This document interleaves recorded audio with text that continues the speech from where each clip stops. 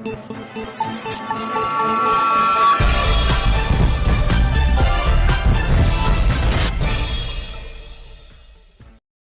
ವೀಕ್ಷಕರೇ, ಕರ್ನಾಟಕ ವಿಜಯಾದ್ರಿ ನ್ಯೂಸ್ಗೆ ಸ್ವಾಗತ.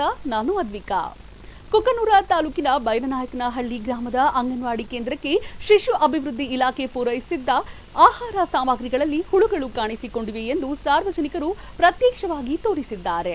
6 ತಿಂಗಳಿಂದ 6 ವರ್ಷದ ಒಳಗಿನ ಮಕ್ಕಳು, ಗರ್ಭಿಣಿಯರು ಮತ್ತು ಬಾಣಂತಿಯರಿಗೆ ನೀಡಿರುವ ಬೆಲ್ಲ, ಗೋಧಿ, ಅಕ್ಕಿಯಲ್ಲಿ ಮತ್ತು ಹಿಟ್ಟಿನಲ್ಲಿ ಹುಳುಗಳು ಪತ್ತೆಯಾಗಿವೆ.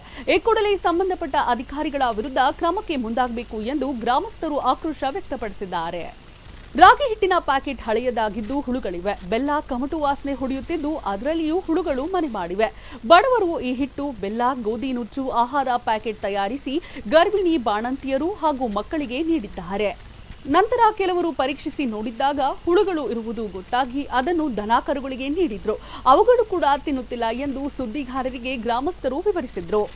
ಈ ಹಿಂದೆ ಇಂತಹದೇ ಆಹಾರ ಪೂರೈಸಲಾಗಿದೆ. ಸಿದ್ಧ ಆಹಾರವನ್ನ ಯಲಬುರ್ಗಾ ಪಟ್ಟಣದ ಹೊರವಲಯದ ಎಂಎಸ್ಪಿಸಿ ಕೇಂದ್ರದಲ್ಲಿ ತಯಾರಿಸಲಾಗಿದೆ. ಪ್ಯಾಕೆಟ್ಗೆ ಭರ್ತಿ ಮಾಡಿದ್ದ 3 ತಿಂಗಳ ಒಳಗಾಗಿ ಆಹಾರ ಬಳಸುವುದು ಸೂಕ್ತ ಎಂದು ಪ್ಯಾಕೆಟ್ ಮೇಲೆ ಬರೆದಿದ್ರು. ಯಾವ ದಿನಾಂಕ, ಬ್ಯಾಚ್ ಸಂಖ್ಯೆಗಳನ್ನ ನಮೂದಿಸಿಲ್ಲ ಎನ್ನುತ್ತಾರೆ ಸ್ಥಳೀಯರು.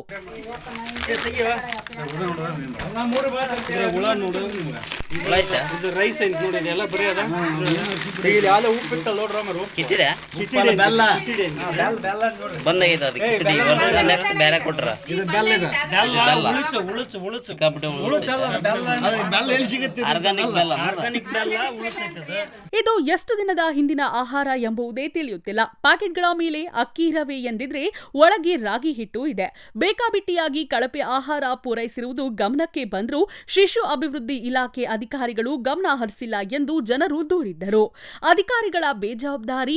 ಮಹಿಳಾ ಮತ್ತು ಮಕ್ಕಳ ಕಲ್ಯಾಣ ತಾಲೂಕು ಕೇಂದ್ರದ ಅಧಿಕಾರಿ ಬಿಎಂ ಮಾಳಿಕೊಪ್ಪ ನಿರ್ಲಕ್ಷ್ಯ ವಹಿಸಿದ್ದಾರೆ ಎಂದು ನಿವಾಸಿಗಳು ಅತೃಪ್ತಿ ವ್ಯಕ್ತಪಡಿಸಿದ್ದಾರೆ. ಈ ಸಂದರ್ಭದಲ್ಲಿ ಕುದ್ರೆಮೋತಿ ಗ್ರಾಮ ಪಂಚಾಯಿತಿ ಅಭಿವೃದ್ಧಿ ಅಧಿಕಾರಿ ಬೇಜವಾಬ್ದಾರಿ ಹೇಳಿಕೆ ನೀಡಿದ್ದು, ಈ ಹಿಂದೆ ಕೂಡ ಕಳಪೆ ಆಹಾರ ಪೂರೈಕೆ ಘಟನೆ ನನ್ನ ಗಮನಕ್ಕಿಲ್ಲ ಎಂದು ಹೇಳಿದ್ದು, ಗ್ರಾಮಸ್ಥರಾದ ಗವಿಸಿದ್ದಪ್ಪ ಕಣ್ಗಣ್ಣನವರ್, ಬಸವರಾಜ್ ಕೋರಮದಾರ, ಸೋಮು ಪೂಜಾರ್, ಮಾರುತಿ ಹಿರೇಹಳ್ಳಿ ಗ್ರಾಮದ ಮಹಿಳೆಯರ ಆಕ್ರೋಶಕ್ಕೆ ಕಾರಣವಾಯಿತು.